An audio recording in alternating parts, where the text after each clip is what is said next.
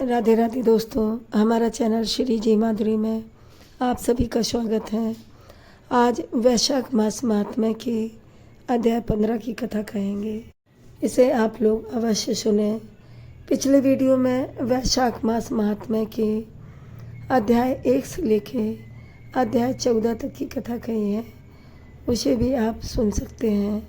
Channel को आप subscribe कर लेंगे तो मेरी सभी वीडियो आपको दिखेंगी। वैशाख मास महात्म्य की प्रतिदिन कथा कहेंगे। आप लोग प्रतिदिन हर अध्याय की कथा सुने।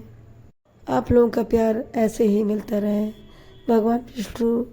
भगवान विष्णु माँ लक्ष्मी की कृपा आप लोगों पर सदैव बनी रहे। वैशाख मास महात्म्य अध्याय 15 की कथा।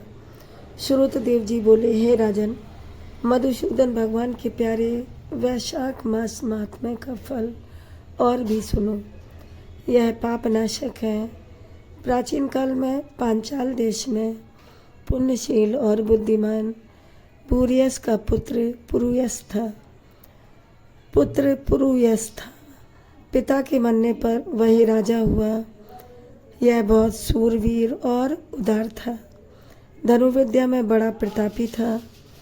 धर्मपूर्वक पृथ्वी का शासन करता था, परंतु पूर्व जन्म में उसने जलदान नहीं किया था।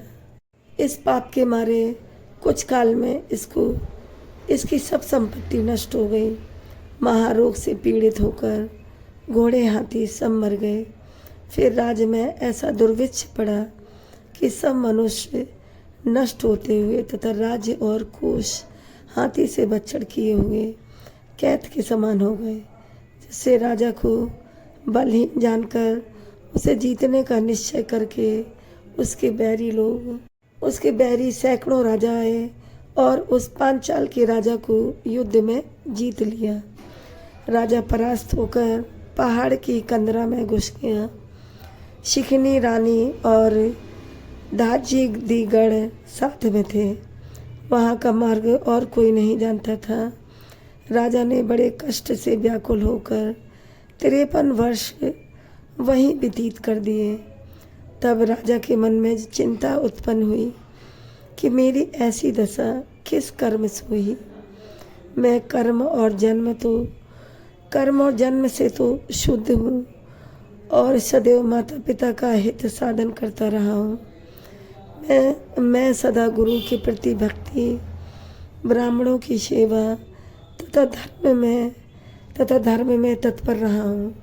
संपूर्ण प्राणियों पर दयावान, देव भक्त और जितेंद्रीय हूँ। मेरा भाई पुत्र सुहृद हितकारी कोई नहीं है। मैंने उत्तम कुल में जन्म लिया और मेरे दया पौरुष भी न जाने कहाँ गए। यह घोर दुखदायक दरिद्र किस कर्म द्वारा उपस्थित हुआ, किस कर्म से मेरी पराजय हुई और किस कर्म से मैं वनवास दुख भोग रहा हूँ। ऐसी चिंता करता हुआ खिन्न बुद्धि से राजा अपने गुरु का स्मरण करने लगा। तब याज और उपयाजक नाम के 2 मुनीश्वर सर्वज्ञता आए और राजा के स्मरण करने पर आ पहुँचे। राजा ने उन्हें देखकर सहसा उठ खड़ा हुआ। राजा ने उन लोगों को देखा तो उठ खड़ा हुआ और भक्तिपूर्वक सिर झुकाए वन में वास से पीड़ित राज चलने से हीन वन के मार्ग को न जानकर थोड़ी देर तक चुपचाप खड़ा रहा। फिर उनके चरणों पर गिर पड़ा। तब दोनों मुनियों ने अपने हाथों से राजा को उठाया और आंसू पोंछते हुए तब वन से बाद में उनका विधिवत पूजन किया। इस प्रकार से जब दोनों ऋषि सुखपूर्वक बैठ गए, तब सिर नवाए के राजा ने प्रश्न किया, हे मुनिवरों, मेरे दुख का कारण कहिए। मैं कर्म और जन्म से तो शुद्ध हूँ। पुत्रेश्वर और देवता सबका हित करता हूँ। पिता का भी, माँ का भी और देवताओं का और ऋषिगण का सभी का हित कर रहा हूँ और करता रहा हूँ। पाप से डरता रहा हूँ। प्राणियों पर दयावान करता रहा हूँ और गुरु के प्रति स्नेह भक्ति रखने वाले मुझको दरिद्र का क्या कारण है और मुझे यह दरिद्रता क्यों आई है? मेरे कोष क्यों नष्ट हो गया? मेरा धन सारा क्यों नष्ट हो गया? शत्रुओं ने मुझे कैसे जीत लिया? मैं वन में वास करता हूँ, मैं अकेला क्यों रह गया हूँ? मेरे पुत्र पौत्र भाई बंधु हित सुहृद कोई नहीं रहा। मैंने निष्पाप होकर राज्य का पालन किया, फिर भी अकाल कैसे पड़ा? हे मुनिगण, यह सब कथा विस्तार पूर्वक मुझसे कहिएगा। तब राजा के अत्यंत दुख भरे हुए ऐसे वचन सुनकर थोड़ी देर ध्यान करके दोनों मुनि कहने लगे। याज और उपयाज बोले, हे राजन, सुनो, हम तेरे दुख का कारण बताते हैं। तू पिछले 10 जन्मों में अत्यंत घोर पापी व्याग रहा है। तब तू बहुत निष्ठुर संपूर्ण जीव मात्र की हिंसा में तत्पर रहता था। धर्म, इंद्रिय दमन और शांति तुझ में लेश मात्र भी नहीं थी। तेरी जीभ से कभी विष्णु भगवान का नाम उच्चारण भी नहीं होता था। तूने कभी मन में गोविंद चरणार विंद का ध्यान नहीं किया, ना कोई परमात्मा को नमस्कार किया। हे राजन, ऐसे ही पाप करते करते तेरे 9 जन्म बीत गए। फिर 10वें जन्म में सहस्त्रादि पर व्याग का जन्म धारण करके और भी निष्ठुर हुआ। सब प्राणियों के वध करने में यमराज के समान था तू। दयाहीन, शस्त्र द्वारा जीविका करने वाला, सदा हिंसा में लीन रहने वाला, निर्जन मार्ग के पथिकों का कष्टदायक सठ गौड़ देश के प्रजाजनों का मांस भक्षण करता, अपने दिल की बातें ना जानते हुए समय बिताया करता था। मृग और पक्षियों के छोटे छोटे बच्चों का वध करने के कारण तेरे इस जन्म में संतान नहीं हुई है। तूने विश्वासघात किया, जिससे इस जन्म में तुझे सहोदर भाई नहीं मिले, तुझे सगे भाई नहीं मिले। तूने मार्ग में यात्रियों को बड़े बड़े कष्ट दिए, इस कारण से तेरा कोई मित्र भी नहीं है। साधुओं का तिरस्कार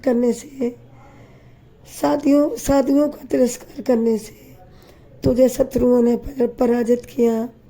तूने कभी दान नहीं दिया, इस दोष से तेरे घर में दरिद्र आया है। सदा उद्योग कराने से तुझे देश निकाला हुआ, सबका अहित करने से तुझे अत्यंत दुख भोगना पड़ा। पूर्व जन्मों में सदा क्रूर कर्म करने से अब तुझे भोजन भी नहीं मिलता है। इन सभी कर्मों द्वारा इस जन्म में तेरा राज्य छिन गया। अब हम तेरे सतकुल में जन्म लेने का कारण बताते हैं। जब 10वें जन्म में तू गौड़ देश में था, तब तू अपने घोर दुष्कर्म में प्रवृत्त था और कंटकमय वन में बड़ी निर्दयता से सब पथिकों को बड़ा कष्ट दिया करता था। उसी समय धूप से व्याकुल बड़े धनवान 2 वैश्य और वेदांग के ज्ञाता कर्षण नामक मुनि वहाँ आए और सिर पर जटा, देह पर छाल के वस्त्र, हाथ में कमंडल लिए हुए इन्हें आते। तू हाथ में धनुष लेकर मार्ग रोककर खड़ा हो गया। बाण मारकर तूने दोनों वैश्यों के शरीर का छिन्न छिन्न कर दिया और शरीर का छिन्न भिन्न कर दिए और एक वैश्य को मारकर सब धन छीन लिया। जब तू दूसरे को मारने के लिए तैयार हुआ तो वह डर के मारे भाग गया और अपने प्राणों की रक्षा के निर्मित सब धन को नहीं वहीं कहीं लता पत्तों पे छिपा दिया। तब एक कर्षण मुनि भी व्याघ्र के हाथों से मृत्यु की शंका करके धूप में भागे तो तिरछा और धूप से व्याकुल होकर मूर्छित होकर गिर पड़े। पसीना टपकने लगा, केवल संज्ञा मात्र शेष रह गई।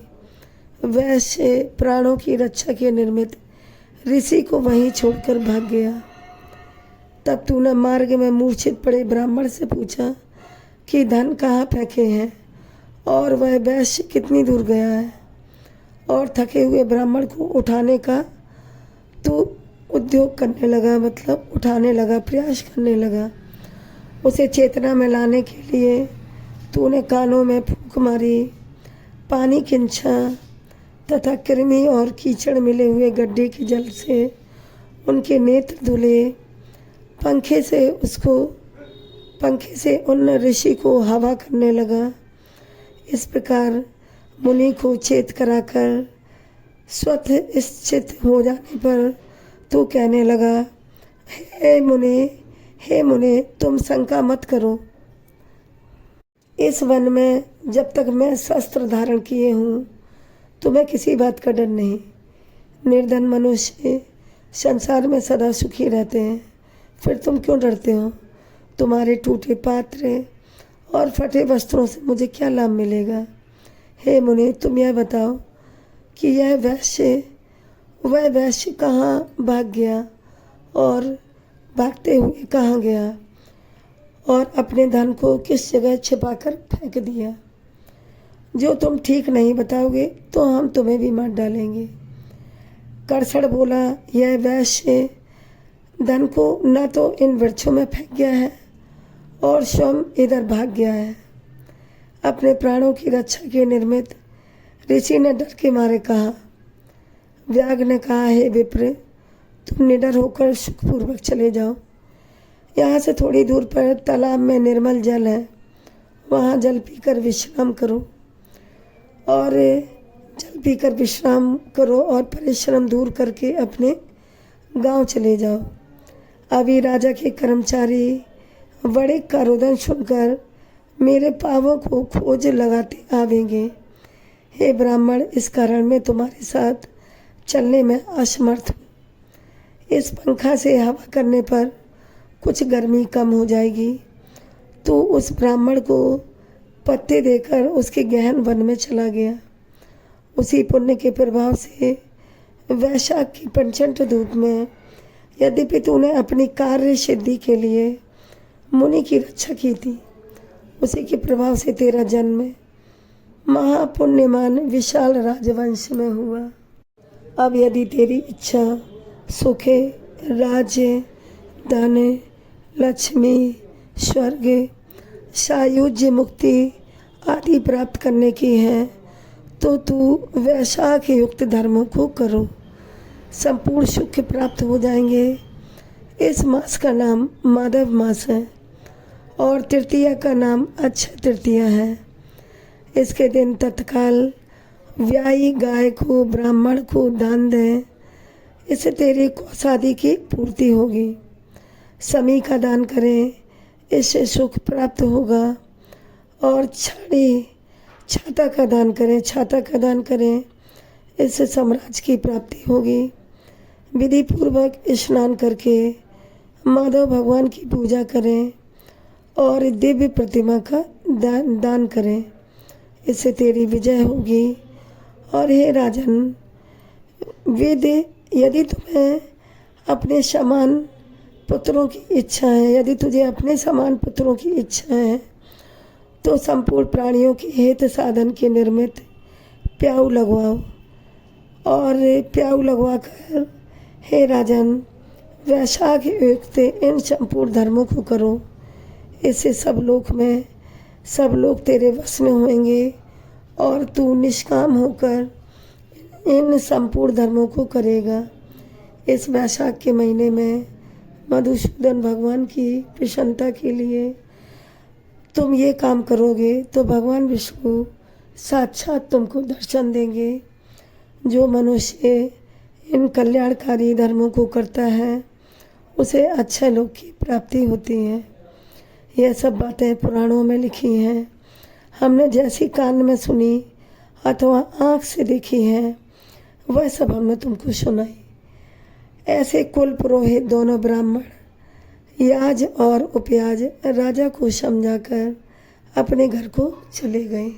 तब महापराक्रमी राजा अपने पुरोहित की आज्ञा के अनुसार श्रद्धापूर्वक इस वैशाख मास के इस वैशाख मास के धर्मों को करने लगा और उपदेश के अनुकूल मधुसूदन भगवान का पूजन करने लगा, जिसके प्रभाव से अपने संपूर्ण कुटुंब सहित बची हुई सेना को संग लेकर पांचाल नगरी में प्रवेश किया। जब राजा के शत्रुओं ने सुना कि राजा फिर से आ गया है, तब वे मदोन्मत्त होकर पूरी चढ़ाई करने लगे। इस प्रकार पांचाल देश के राजा और इन शत्रुओं में सदैव संग्राम होता रहा, परंतु एक ही महारथी ने सबको जीत लिया। जो राजा अपने देश छोड़कर भाग गए थे और उनके कोस, हाथी, घोड़े स्वयं वही राजा ले आया।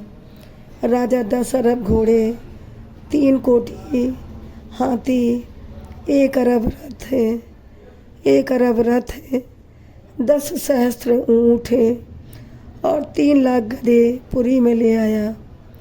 वैशाख युक्त धर्म के प्रभाव से तत्क्षण ये सब राजा उसे कर देने लगे और उनके संकल्प जाते रहे। चरणों में आ पड़े, संकल्प करके चरणों में आ पड़े और पांचाल देश में बड़ा ही सुभिक्ष हुआ। मधुसूदन भगवान की कृपा से वह चक्रवर्ती राजा हुआ तथा उसके 5 पुत्र बड़े गुणवान, शूरवीर और उदार हुए।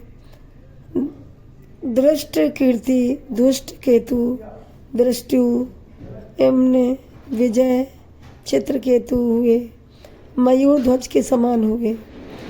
धर्म से प्रतिपालित संपूर्ण प्रजा राजा से अनुराग करने लगी और वैशाख के प्रताप से तत्क्षण सब विश्वास करने लगे। फिर पंचाल देश का राजा निष्काम चित्त और मधुसूदन भगवान की पूजा के लिए सभी धर्म करने लगा, जिनसे प्रसन्न होकर मधुसूदन भगवान ने अक्षय तृतीया के दिन साक्षात दर्शन दिए। अच्युत भगवान को देखकर राजा बड़ा विस्मित हुआ। नारायण चतुर्भुजधारी, शंख, चक्र, गदा, पद्म लिए भगवान विष्णु आ गए और पीताम्बर धारण किए, वनमाला पहने हुए लक्ष्मी तथा अनुचरों सहित गरुड़ पर बैठे हैं। उनके असहनीय तेज को देखकर नेत्र बंद कर लिए और फिर उनके दर्शन करके हर्ष के मारे उन्मत्त की चेष्टा करने लगा। तब सब देह पर रोमांच खड़े हो गए और नेत्रों से और आँखों से आंसू गिरने लगे। अत्यंत भक्तिपूर्वक हाथ जोड़कर सिर झुकाकर स्तुति करने लगा। वैशाख मास अध्याय 15 की कथा का समापन हुआ। आवाज़ थोड़ी सी सही नहीं आ रही क्योंकि मुझे जुकाम है और गला काफ़ी रुंध गया है, काफ़ी बैठ गया है। वीडियो को लाइक करें, शेयर करें, चैनल को सब्सक्राइब करें और कमेंट में हरि विष्णु लक्ष्मी लिखें। राधे राधे, धन्यवाद।